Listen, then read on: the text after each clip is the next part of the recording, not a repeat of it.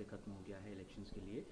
अब आज से लेकर गिनती तक आप लोगों की क्या कुछ खास तैयारियां जैसा आपको मालूम है कि आज शाम को दिल्ली विधानसभा के जो चुनाव है उसके लिए चुनाव प्रचार खत्म हो गया है।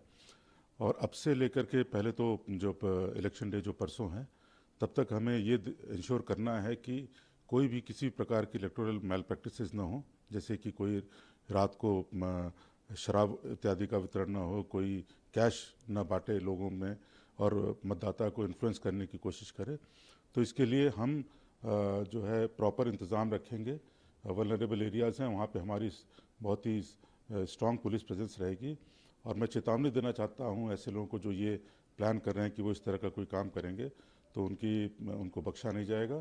दिल्ली पुलिस के लिए कटिबद्ध भी है और प्रतिबद्ध भी है। We are committed as well as we are prepared to deal with any such electoral malpractices और any attempt to do that.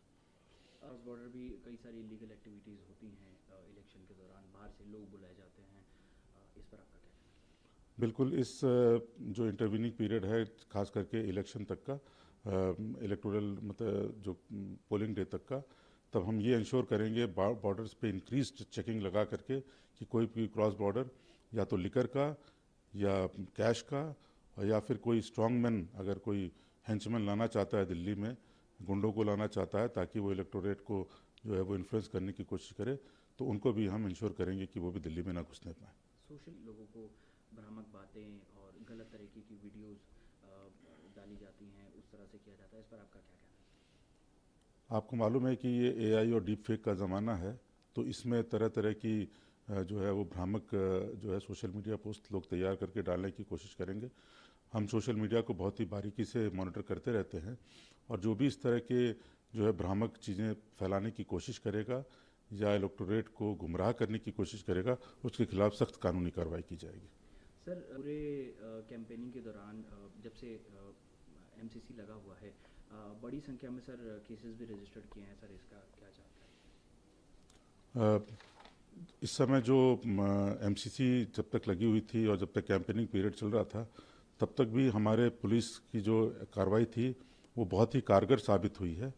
मैं आपको बताना चाहूँगा कि इस बार जो हमारे जो कैश का सीजर हुआ है वो 11 करोड़ से भी ज़्यादा का हुआ है। जो लिकर हमने जो पकड़ी है, जो दिल्ली में लाई जा रही थी, वो करीब 1 लाख लीटर से भी ज़्यादा पकड़ी गई है। 1,08,000 लीटर से ऊपर पकड़ी गई है। इसी प्रकार से जो ड्रग्स हैं वो भी हमने करीब 196 किलो के आसपास पकड़ी है। तो ये बहुत ही हैवी नंबर्स हैं। अगर आप इसको पिछले चुनावों के दौरान से कंपेयर करें तो ये ऑलमोस्ट कहीं पे डबल है, कहीं पे 3 गुना ज़्यादा है। तो इस तरह का हमने एक्शन जो लिया है वो बड़ा ही कारगर साबित हुआ है, और इससे जो है एक फ्री और फेयर इलेक्शन कराने में जो है हमने अपना योगदान दिया है। है? इस हीनस क्राइम्स होते हैं, उसमें भी काफ़ी कमी आई है पिछली जनवरी के मुकाबले। देखिए, इस दौरान जो कैंपेनिंग के दौरान न केवल हमारा जो कैंपेनिंग को कवर करने का सुरक्षा की दृष्टि से एम रहा है, बल्कि इस दौरान हमने जो इलाके के बैड कैरेक्टर्स हैं, जो क्रिमिनल्स हैं, जो हमें ये आशंका थी कि वो जो है एक फ्री फेयर कैंपेनिंग में अड़चन डाल सकते हैं, उनके खिलाफ हमने प्रिवेंटिव कार्रवाई भी की है।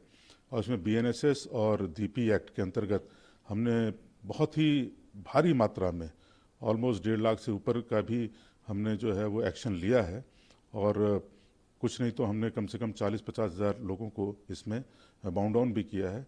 तो इससे एक हमको फ़र्क हमने देखा कि इसमें जो स्ट्रीट क्राइम्स और हीनस क्राइम्स में बहुत ही भारी गिरावट आई है। और इस दौरान हमारे जो इलिसिट आर्म्स का जो सीज़र है वो भी बहुत हैवी हुआ है। इस दौरान हमने कम से कम जो है करीब 400-450 से ऊपर 462 इलिसिट आर्म्स भी हमने बरामद किए हैं। तो इससे बहुत ही हैवी जो है वो ड्रॉप आया है, खास करके स्ट्रीट क्राइम्स में। सर, इस पॉलिटिकल पार्टीज के द्वारा भी दिल्ली पुलिस पर काफ़ी एलिगेशंस लगे, खासकर आम आदमी पार्टी द्वारा कि पुलिस काम नहीं करने दे रही, कैंपेनिंग नहीं करने दे रही, इस पर आपका क्या कहना है? और एक पंजाब के जो रिपोर्टर्स हैं, जर्नलिस्ट हैं, उन पर भी अटैक का मामला सामने देखिए, जहाँ तक दिल्ली पुलिस की बात है, हम एक बहुत ही न्यूट्रल तरीके से हमने इस दौरान पूरे कैंपेन के दौरान काम किया है। हमें जो आउटसाइड फोर्स मिली थी वो इसी वजह से भी दी गई थी, क्योंकि आउटसाइड फोर्स को न्यूट्रल माना जाता है।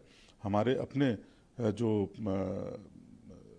पुलिस वाले, जो पुलिसकर्मी जो ड्यूटी पे लगे थे, उनके साथ आउटसाइड फोर्स भी थी। तो ये कहना कि आउटसाइड फोर्स भी गलत तरीके से काम करी थी, एकदम ही गलत है। और दिल्ली पुलिस पे जो भी आरोप लगाए गए हैं वो एकदम गलत है, हम उसका बहुत ही स्ट्रांगली खंडन करते हैं।